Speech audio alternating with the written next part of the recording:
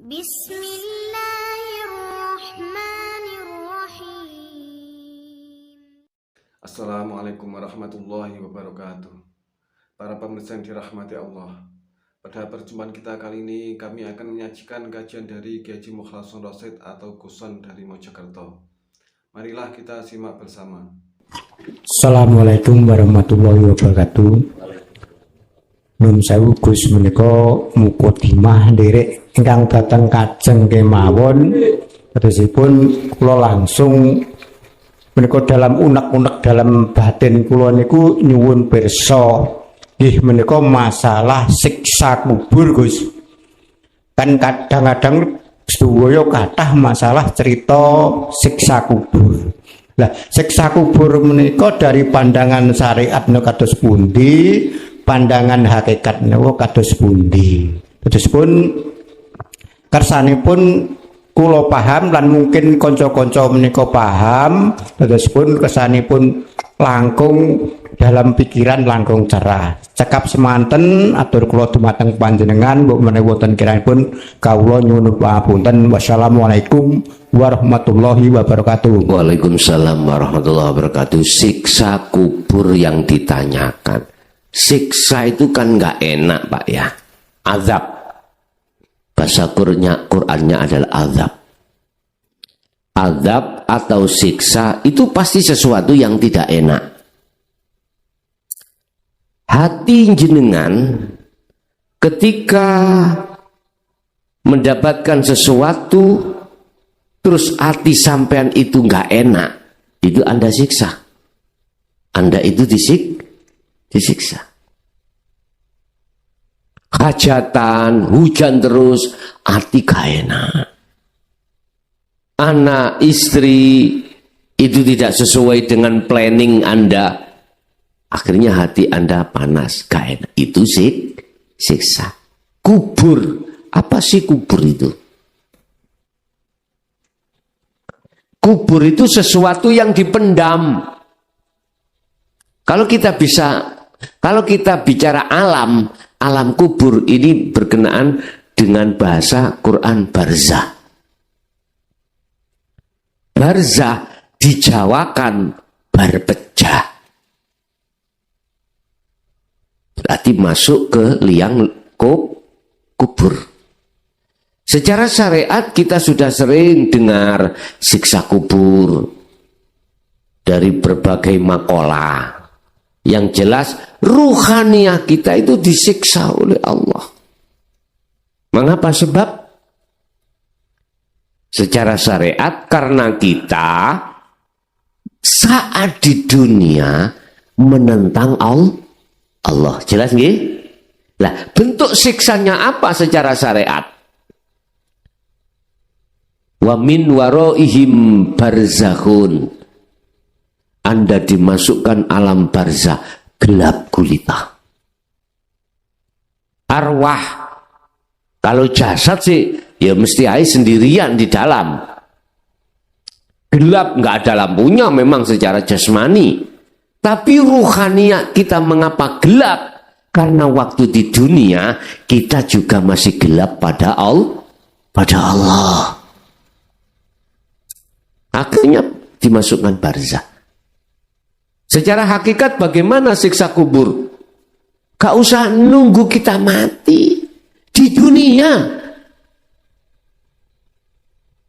Di dunia kita. Oleh karena hati kita gelap pada Allah. Mangkana fi hadhihi a'ma.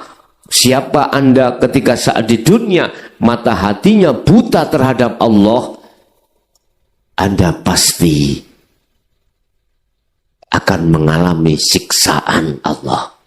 Apa itu? Ya selalu nggak nyaman mana.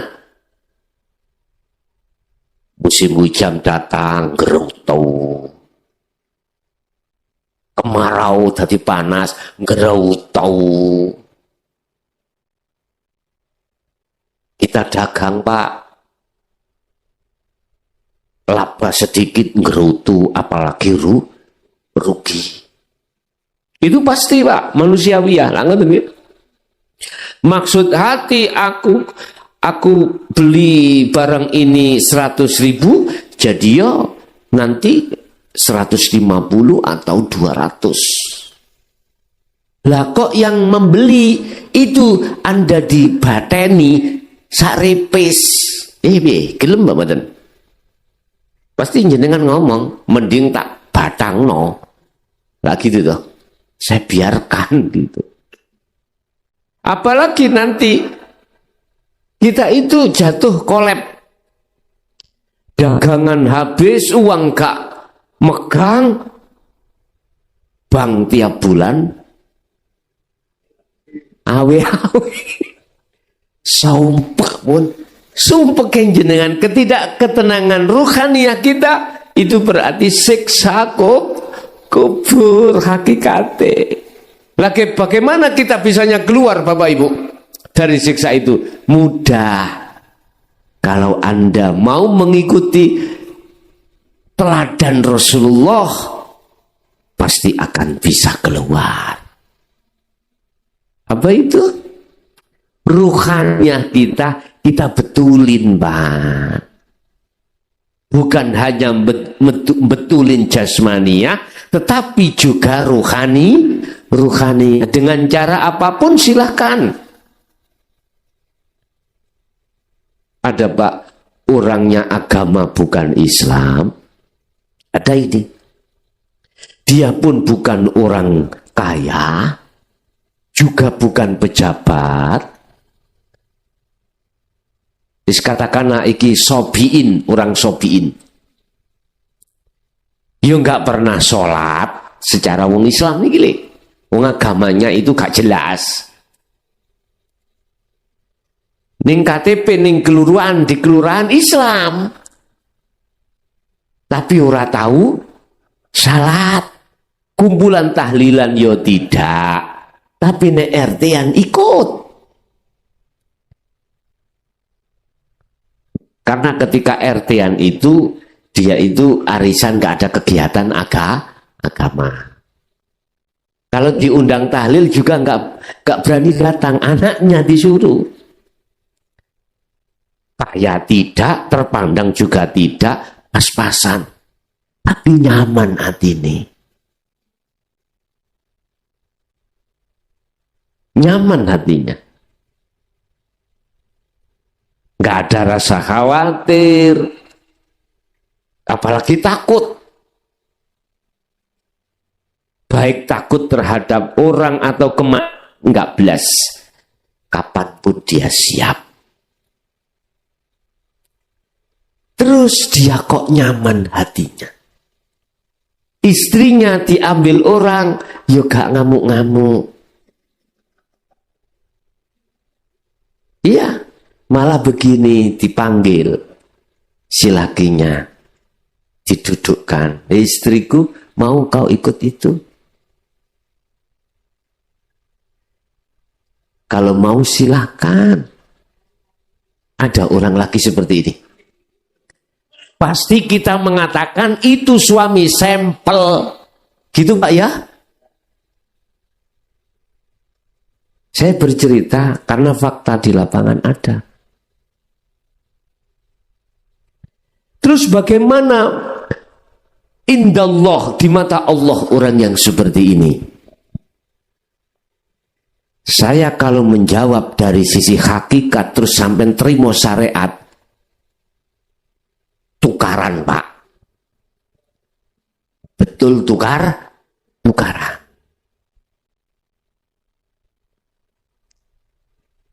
Mengapa Allah menterjadikan saya untuk berdakwah ruhaniah dengan berangkat jasmaniah?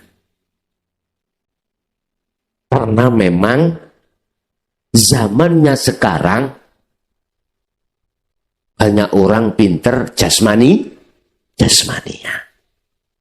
Padahal sudah dikatakan Allah tidak melihat status fisikmu, tapi Allah hanya melihat status ruhaniahmu, hatimu. Lalu saya jawab, Pak, tapi tetap saya berdasarkan kacamata hakikat makrifat. Orang ini lebih baik di mata Allah daripada saya tekun dohire tapi hati saya bediteten. Tahu bediteten?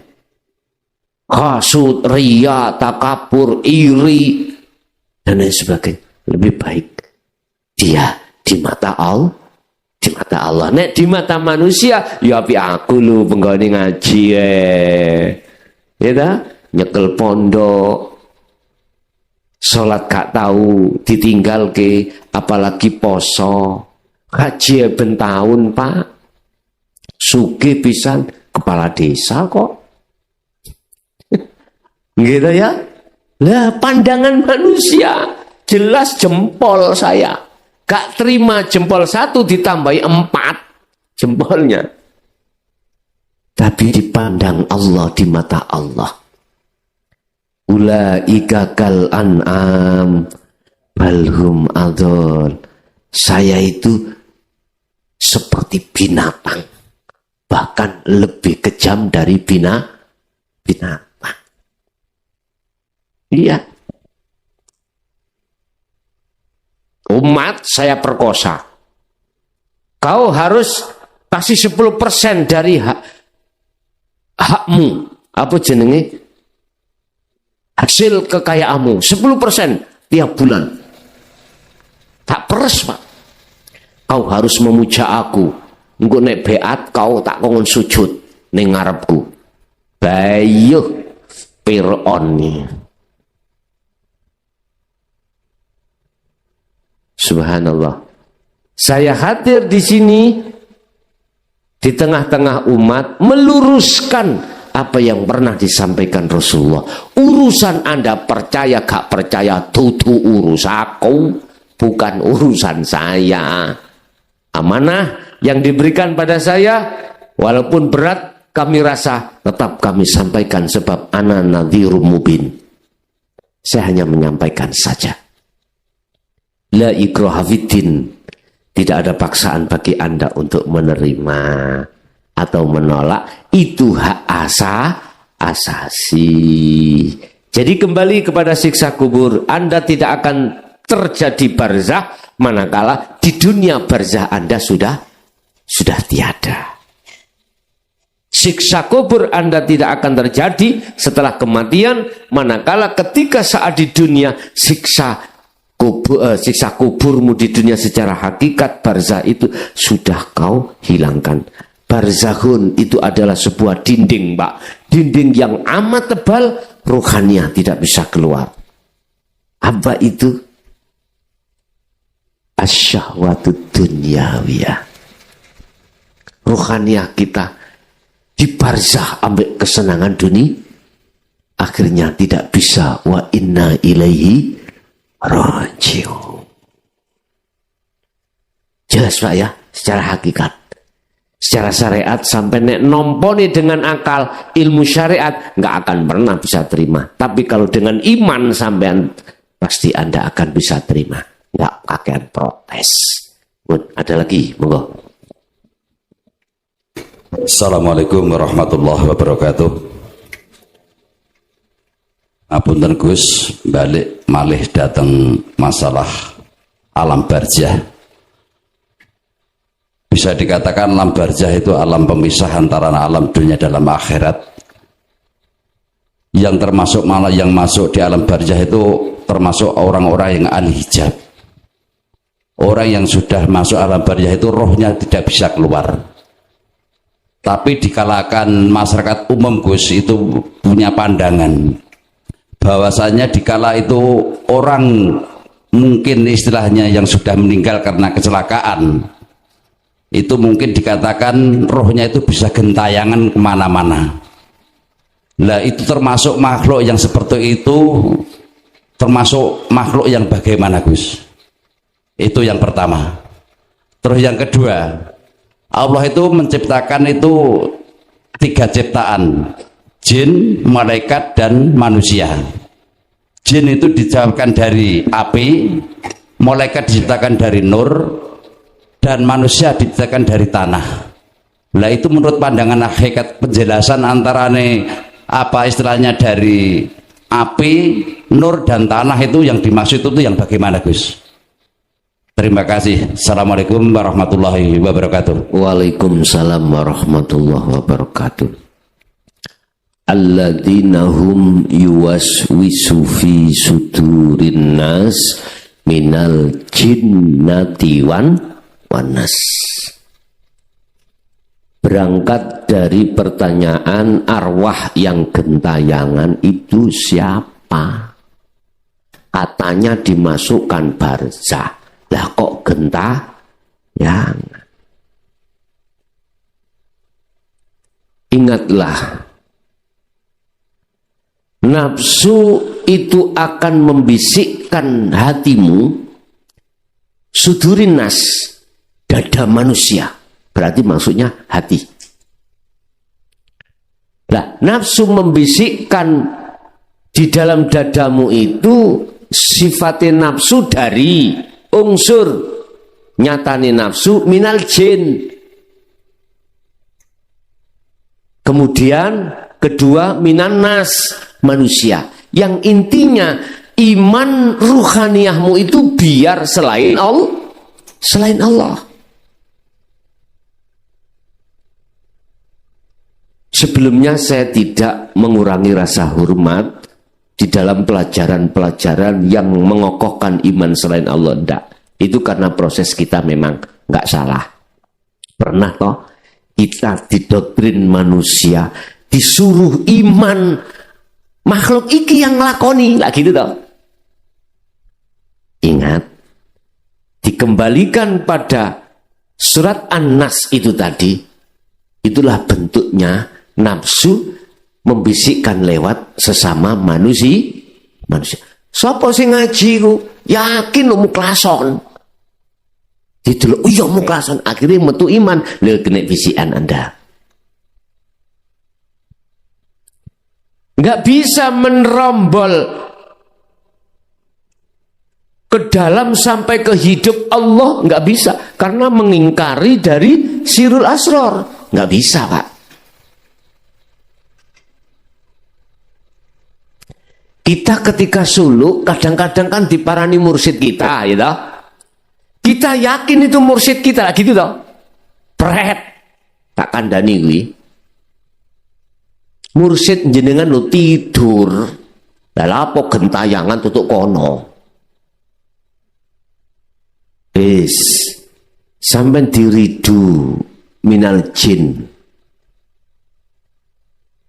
Anda berhubung memegang sirul asrar, pasti imannya hanya pada Allah.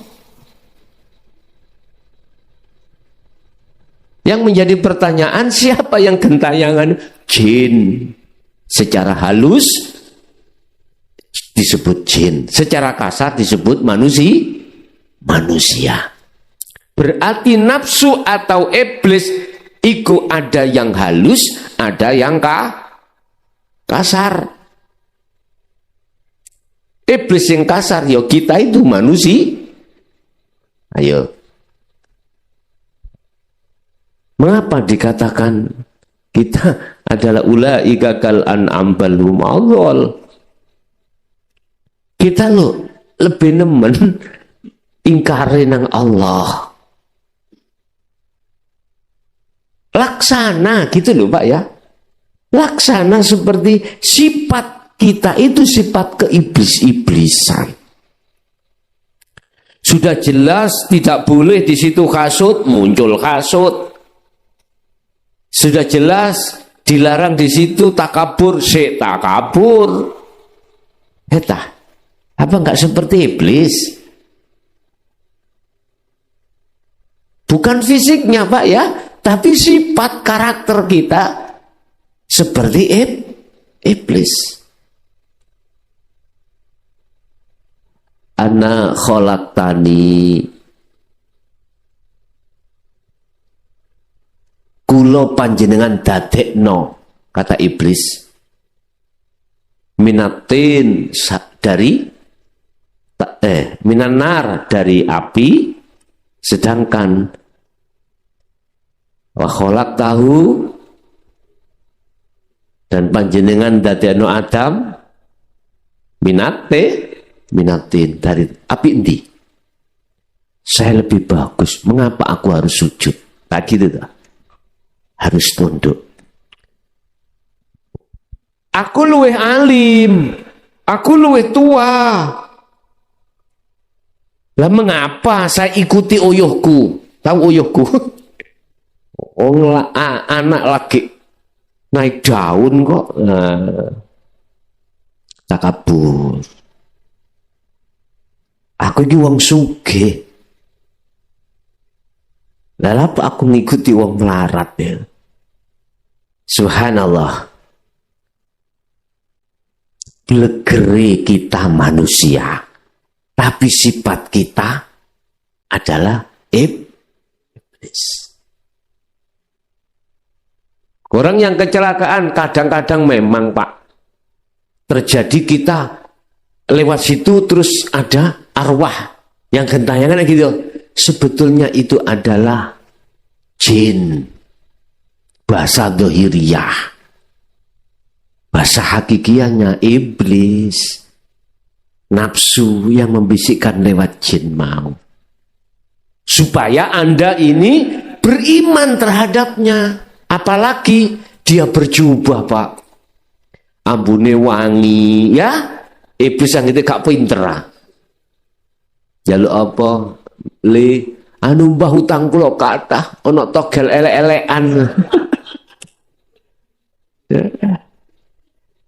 Dan atau jalan lain Pak, pokoknya wis nganu to. Nyoh, ini saya bawahi telur, kamu makan sak keluarga. Lho ngene ndelalah, tiba-tiba wong dasare wong jualan menjadi omsetnya lawaris dan lain sebagainya. Akhirnya apa? Sampai dituntut ben wulan harus ke sana. Cara wong Jawa suguh. Tahu suguh ya?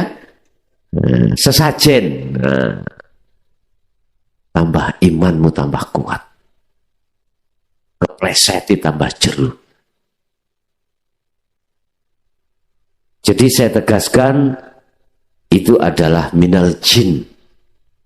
Dari jin. Untuk mengubah iman kita supaya tidak terhadap Allah. Udah. Yang kedua, terkait masalah penciptaan Allah. Manusia Allah ciptakan dari tanah, malaikat dari cahaya, iblis, jin dari api. Hakikatnya itu di mana itu? Sudut pandang hakikat itu di mana? Bapak Ibu, tanah iku gandengi banyu. Tanah gandengi banyu. Api gandengi angin. Nur. Ini gak dijelaskan. Udah. Api mesti gandengnya angin. Tidak ada angin, ya gak ada api. Yang kami maksud angin adalah oksigen. Gak percaya? Sampean nyalakan lilin. Kemudian tutuplah dengan gelas. Mati enggak api itu? Mati. Dulu ada iman yang salah kaprah, Pak. Orang masuk sumur, nggih? Ya, masuk sumur. Entah ngorai, entah apa itu membersihkan. Terus di situ dia itu semaput, ya. Ada iman yang mengatakan di situ ada demite. Kadang-kadang gitu loh. Dengarkan, di situ nggak ada oksigen. Akhirnya mati. Kalau nggak percaya, orang dulu itu Pak sebelum membersihkan namanya sumur yang lama sudah tidak dipakai, itu dikasih belarak. Tahu belarak ya? Belarak dibakar atau omplung, ya, oncor ya, diturunkan Kalau mati berarti amonia, oksigen tidak ada. Anda turun pasti megap-megap. Ada yang menolong, satu pisan, demi akeh. Ada yang seperti itu bilang. Akhir disuguh dikasih apa, kasih oleh gitu ya. Iman yang kurang ajar itu. Ya. Udah. Kembali pertanyaan. Api itu air. Api itu angin. Sifatnya api adalah panas. Jadi jangan heran kalau semua apapun yang orientasinya itu dari nafsu, jadinya panas. Oke, kita melarat, nggak punya apa-apa, sumpek panas ya, udah biasa. Kita ngomong sugih aja, kita ngomong kaya, kita menjadi orang yang dijunjung tinggi karena ilmu atau karena jabatannya. Pasti Anda takut dengan kehilangan itu. Ayo. Pasti takut. Kalau bisa kursi itu tak lunggui terus. Lah gitu toh. Jadi ketakutan, kehilangan harta, kehilangan rasa percaya diri, kehilangan rasa kemuliaan, itu bentuk gelisahnya hatimu. Itu sudah penyiksaan. Panas. Apalagi Anda wong melarat, tiap hari kekurangan, tukaran gara-gara nggak ada yang dimakan sama istri anak gitu, tambah luar biasa. Kalau kaya sih nanti anu lagi ya toh, tapi pasti Anda akan takut kehilangan kekayaan. Anda dihormati masyarakat, Anda akan ketakutan kehilangan kehormatan. Anda menjadi pejabat, bisa menentukan sikap atau undang-undang, pasti Anda takut kehilangan jabatan. Sungguh Pak, naluri kita bicara seperti itu. Nggak usah munafik. Hati kita pasti akan takut kehilangan jabatan. Jadi kepala desa takut kehilangan kepala. Kalau tidak ada undang-undangnya, pasti kalau bisa jadi terus sampai bongkok. Itu. Sungguh Pak. Rasa ketakutan itu dikarenakan apa? Dikarenakan kita itu telah dihembusi nafsu dalam diri kita. Akhirnya muncul nafsiyah dan amarah. Ini nafsu dan jinnya mendominasi. Ada di bab 42 atau 41 saya lupa. Perintah tentang melepaskan sifat basariah. Perintah untuk melepaskan identitas atau apa bang saya katakan Pak? Atribut. Sebab kalau itu tidak kau lepaskan, kau tidak akan sampai pada Allah.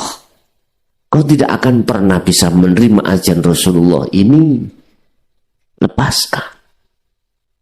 Terus manusia itu dari tanah. Maksudnya tanah hakikat bagaimana? Itulah tanah kelahiran. Tanah air. Di tanah air sampean.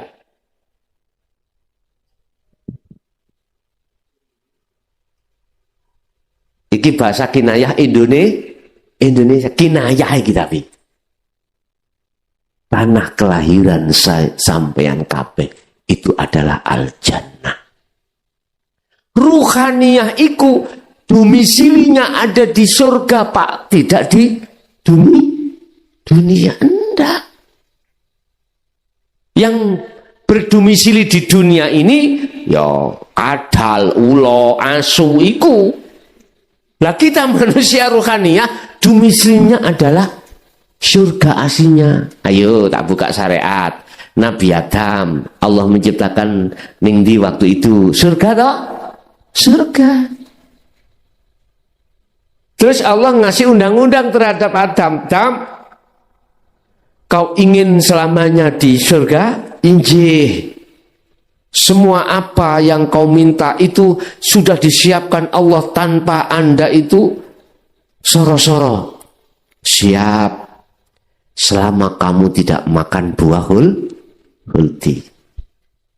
Siap. Adam siap. Wala taqrabah hadhihi syajarah. Adam, jangan kau dekati pohon itu. Allah memberikan perterjemahan yang namanya buah itu adalah pohon. Karena apa? Buah itu nempleknya di pohon. Bahasa Allah, mendekati aja nggak boleh, apalagi makan. Anda akan mendapatkan, ya kudu mendekati dulu. Adam lalai dengan janji Allah, perjanjian dengan Allah, lalai. Sebab apa? Sebab kena bisikane iblis. Anda lalai. Kita lalai itu. Kalau ruhania itu tidak boleh mendekati syahwat dunia. Lalai, mengapa lalai? Karena kena bisikan iblis, nafsu. Nah, nafsu iku minal jinnati wanas. Sing bahaya iku wanase lho, Pak. Lho nggih. Nyata memang wanas iki. Merubah mindset keimanan kita pada Allah, dirubah terhadap selain Allah. Sapa sing ngaji kae? Wah, gak ngaji wis ngaji panganan opo iku? Kelason. Wis iman akhirnya benci dan lain sebagainya. Oke Pak, dari sistem Allah, kalau dilihat dari skenario Allah, nggak salah kita mendekati kesenangan dunia. Lah, melihat skenario Allah, nggak salah Nabi Adam dilalaikan nafsu, akhirnya mendekat dan makan buah nggak salah dari skenario Allah. Karena itu ada asbabun nuzul. Apa asbabun nuzul? Wa idh qala lil malaikati inni ja'ilun fil ardi khalifah. Dawuh ini sebelum Adam ada, Pak. Malaikat, aku mau menjadikan makhluk di muka bumi ini yang saya sebut sebagai manusia untuk menjadi khalifah. Penasehat malaikat pada waktu itu ada yang mengatakan, ulama, jenenge Banul Jan. Ada yang mengatakan Azazil, terserah jenenge sopo, aku gak butuh. Wis pokoke yo malaikat, penasehati malaikat itu. Dia merasa alim, merasa lebih pintar, bilang sama Allah, gak setuju. Nanti apa tidak menjadikan pertempuran darah? Ini salah satu malaikat mengatakan seperti itu. Belum disebut iblis. Kami para malaikat tiap saat dan waktu mensucikan terhadap panjenengan Gusti, bersujud bertahmid. Gusti Allah dilawan. Mengapa salah satu malaikat kok berani mengatakan hal itu? Karena merasa lebih alim, lebih ngerti. Nah nanti kalau Adam makhluk di situ, terus ya opo aku? Gampangane cara wong ono sing nyaingi. Ngoten lho, wong khalifah gitu, pemimpin. Aku punya pondok di rumah. Santriku ribuan, Pak. Jenengan suatu saat mendirikan pondok juga. Pelayanan lebih baik sampean. Mondoke kok gratis, sembarang kurikulum luweh maju. Merotoli santriku, Pak. Pindah kok sampean. Kira-kira hatiku gak jengat ta? Gak sakit ta? Sakit, Pak. Hasutlah. Ayo. Dasari dulu itu punya ilmu persantetan. Tak santet lagi ya ini. Kayak gitu tuh ya, Pak ya. nggak jadi dandanan ini. Bapak Ibu hadirin rahimakumullah. Selalu Pak nafsu itu membisikkan terhadap dada kita. Akhirnya lalai kita, terus jatuhnya kita pada ruhaniyah di zona yang kotor. Dikatakan kotor, ruhaniyah kita itu beriman selain Allah. Apa yang terjadi Nabi Adam? Anaknya bunuh-membunuh, gitu? Permusuhan, saum. Allah rawuh, Adam, kamu ingin kembali lagi ke negeri asalmu? Injih Gusti, sumpek aku ngerasa nombok ni arek-arek. Kulo paringi, kulo kasih belanja 1 bulan 5 juta, si ingin 10 juta, sumpek kulo. Terus ini ibu-ibu yang ngono, dirawi Allah. Jenengan pirun bangsula, injih sumpek ndelok paeku. Kak jangkep setahun rabi pindu. Wis nglawan. Piye Nabi Adam, inggih Gusti. Tapi ono syarate Dam, kau harus menerima sesuatu. Fatalaqqa Adamu mir rabbihi kalimati. Apa itu kalimat? Inilah Bapak Ibu yang ku dengung-dengungkan, yang ku kibarkan adalah dinul haq. Ini terimalah tauhid la ilaha illa anta wa ana ini. Jadi kalimat itu adalah ajaran untuk mendidik ruhaniyah kita supaya melepaskan ruhaniyah dari cinta iman selain Allah. Dengan begitu nanti akan bisa wa yu'min billah. Al-Baqarah 256. Wa man kana wa may yakfur bitaghut wa yu'min billah. Ini harus kau lepaskan cintanya ruhaniyahmu terhadap selain Allah itu. Fataba alaih.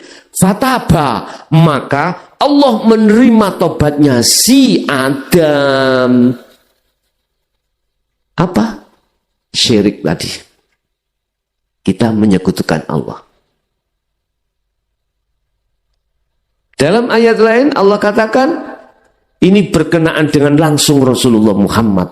Ya, Ali Imran 31 dikatakan, bila mana kau sudah merajut imanmu, cintamu terhadap Allah karena mengikuti aku, kata Rasul, yuhibbukumullah, cintamu akan diterima Allah. Artinya kau dijadikan kekasihnya. Terus bagaimana kesalahan ruhaniyah saya menyekutukan terhadap Allah ini? Iman hatiku terhadap selain Allah juga. Wa yaghfir lakum dzunub. Yuhibbukumullah wa yaghfir lakum dzunubakum. Diampuni. Tobat hakikati yang disebut Rasulullah taubatan nasuhan adalah meninggalkannya ruhaniyah dari hubungan cinta kasih penyembahan terhadap kesenangan dunia. Ini tobatan nasuhan. Kalau kita bicara tobatan nasuhan secara jasmani telea, ya saiki kok gelem wis tobatmu.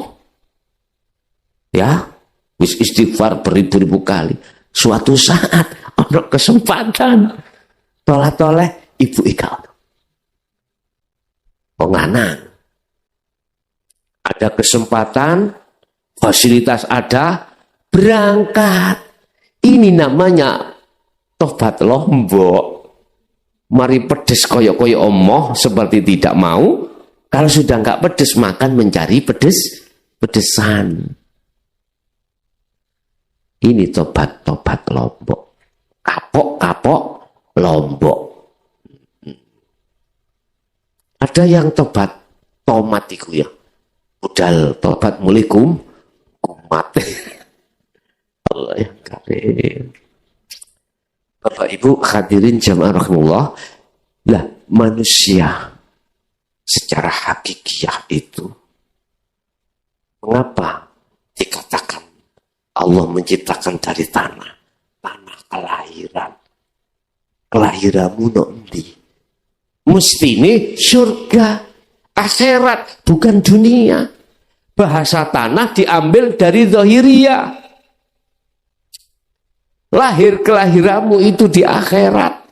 Makanya mengapa sampai dituntut wa inna ilaihi rajiun, dari Allah kembali ke Allah, dari surga kembali ke surga. Itu yang sudah tahu jalannya ke surga. Kalau nggak tahu, sebab apa dia nggak tahu? Buta.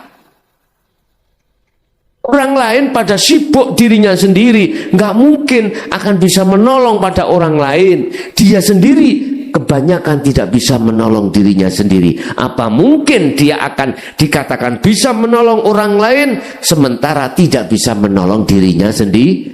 Nggak mungkin, dulur. Secara logika saya katakan, kita buta.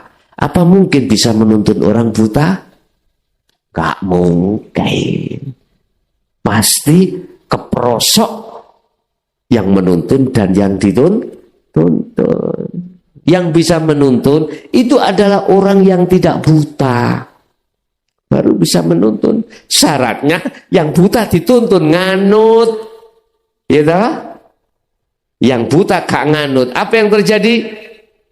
Innalladzina kafaru sawa'un 'alaihim anzartahum am lam tundirhum la yu'minun. Itu salah.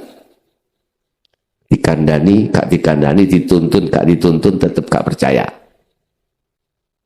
Sebab apa? Khatamallahu ala qulubihim. Tertutup hatinya. Kita buta.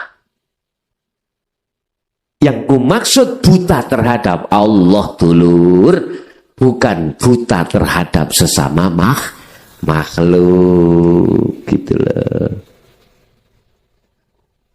Jadi kembalilah kau pada tanah kelahiranmu, yaitu rahmat surga Allah. Syaratnya harus bisa, harus mau menerima ajaran ini. Sebab kita itu asali fitrah, terus kena bisikan iblis, jadi kotor, ruhaniyah. Lah sekarang Allah mengatakan itu bentuk innalillahi. Dilihat dari skenario Allah, gak salah. Tapi kalau dilihat dari sisi syariat, sehingga akhirnya muncul satu hukum dua, elek dan baik. Kalau baik dari Allah, kalau jelek dari nafsu. Ojo dikatakan pangeran loro. Kalau kita masih ada di proses ini. Sekarang kalau sudah masuk pada wa inna ilaihi rajiun wa da'u ila rabbik, kembali pada Allah, beda lagi. Kita harus melepaskan semua perkara-perkara selain Allah di dalam diri kita. Makanya di dalam tauhid nafi isbat fungsinya ada di situ. Takhali menuju tajali fungsinya di situ. Melepaskan sandal untuk bisa masuk ke masjid, itu fungsinya. Lepaskan cintamu selain Allah, kemudian baru bisa bertemu Allah. Jadi apabila di dunia belum bisa kau laksanakan, maka setelah mati jangan harap rohaninya bisa kembali kepada Allah. Makanya munculnya barzah, alam di mana pembatas antara dunia dan akhirat. Iki wong Jawa ngarani alam gentayangan. Nang dunia ya gak iso, ning akhirat ya juga tidak bisa. Dikatakan gentayangan, akhirnya keimanane itu roh dadi pocongan, dadi akhirnya ya sejarah mongko. Padahal tak katakan kalau sudah dimasukkan barzah gak iso metu, udah. Lah terus sing ngono njopo gentayang ini apa? Yaiku mau jin yang mengubah imanmu terhadap selain Allah. Luwih bahaya maneh, bukan jine, manusianya. Bisikan nafsu lewat iku luwih bahaya, Pak. Omane sing bisik iku wong sing sawuke. Nganu to aku. Aku pingin utangmu selesai, nganu to.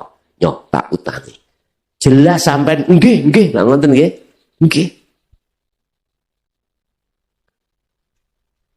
Begitu juga yang lainnya, oke? Ada lagi? Kami silakan, monggo.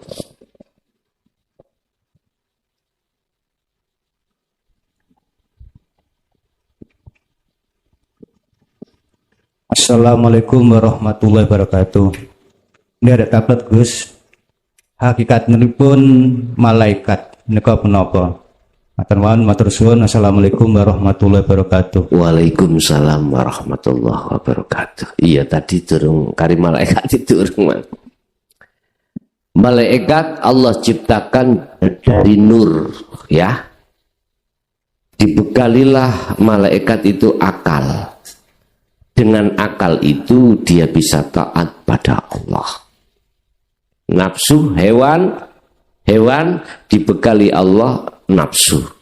Dengan nafsu itulah hewan itu tidak akan pernah bisa melakukan apa yang telah dilakukan oleh malaikat. Iso hewan iku njeglak, nyekek, matek, apa gunung, nelek, ngoten. Nyekek, nelek, matek. Wis. Yang ditanyakan adalah malaikat hakikatnya itu siapa? Wis tak proses disik Bapak Ibu. Akal. Dalam diri sampean itu ada akal, Pak. Dengan akal itu bisa membedakan antara yang hak dengan yang antara yang hak dengan yang batil.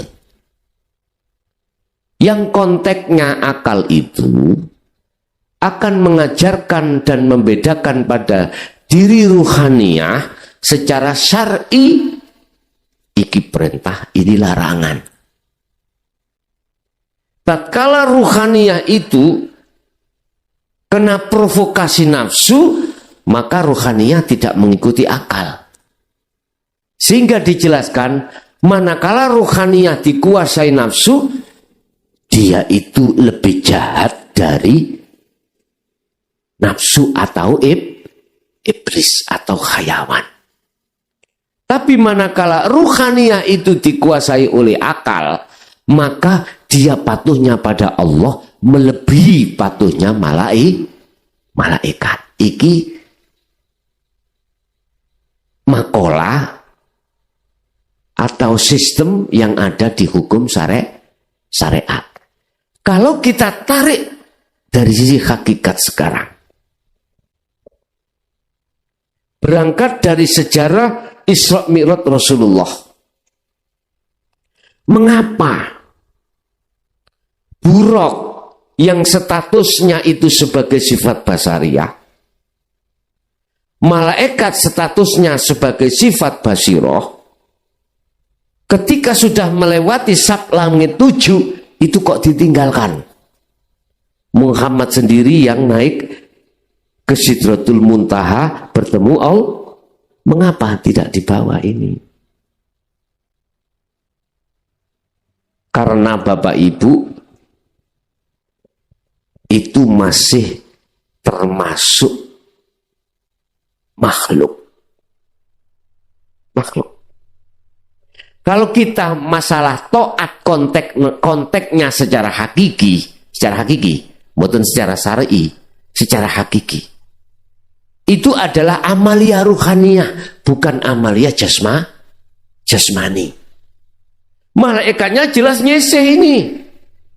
Karena sudah di kahanan Sidratul Muntaha atau makom musyahadah. Dikatakan taat kan gini, Pak. Ani butullaha wajtanibut taghut.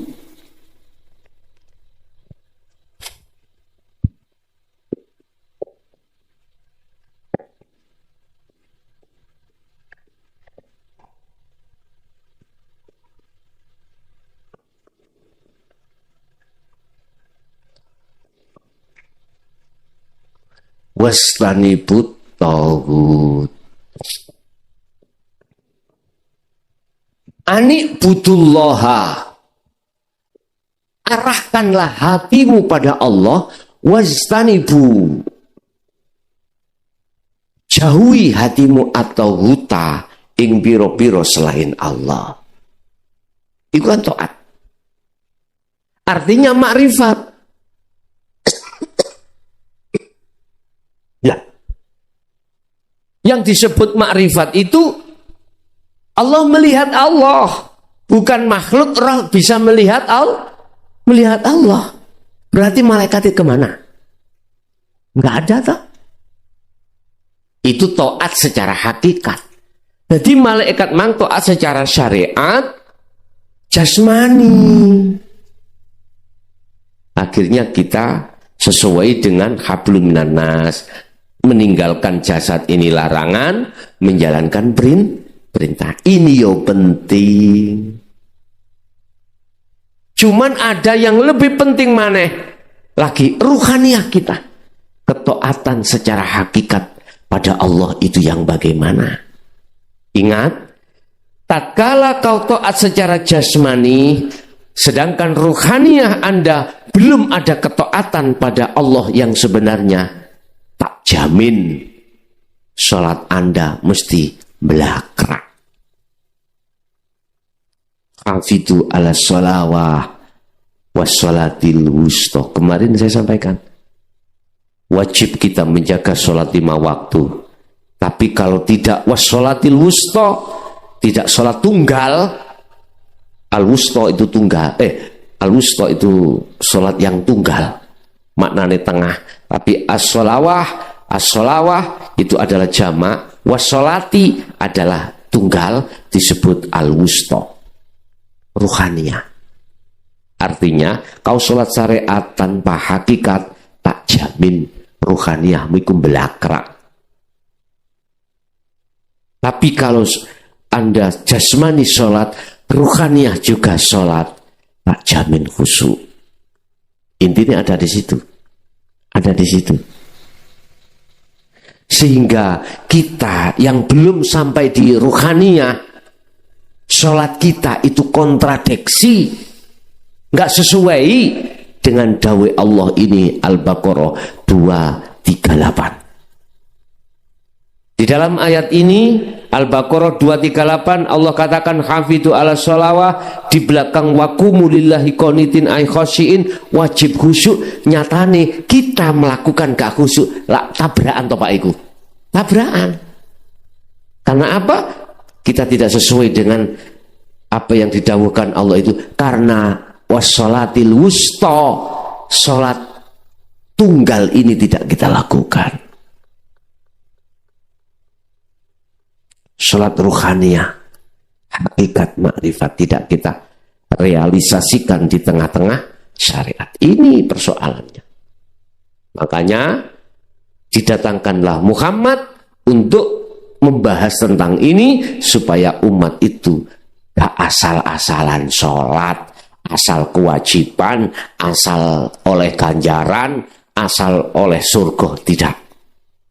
Bagaimana mencapai rodiyatan mardiyah? Di situ Pak. Ingat, Anda akan mendapatkan lembu apabila Anda narik tamparnya. Sampai narik tampar, lembu ini katut betul? Katut. Tapi ini Anda ngerangkul lembunya, tampare gak ono, dikipat-kipat no sampean. Anda memegang ruhaniyah, jasmaniyah akan dapat sendiri. Anda membawa akhirat, dunia katut sendiri. Tapi iblis nafsu membuat tidak itu.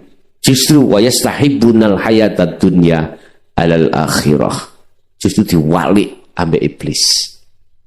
Akhirnya akhirate ngaplu, dunyane oleh, akhirate ngaplu. Tahu ngaplu Pak? Saya ngaplu itu napa? Zong. Dunianya bagus tapi akhiratnya zong. Apa hakikatnya malaikat itu? Makhluk yang harus Anda tiadakan.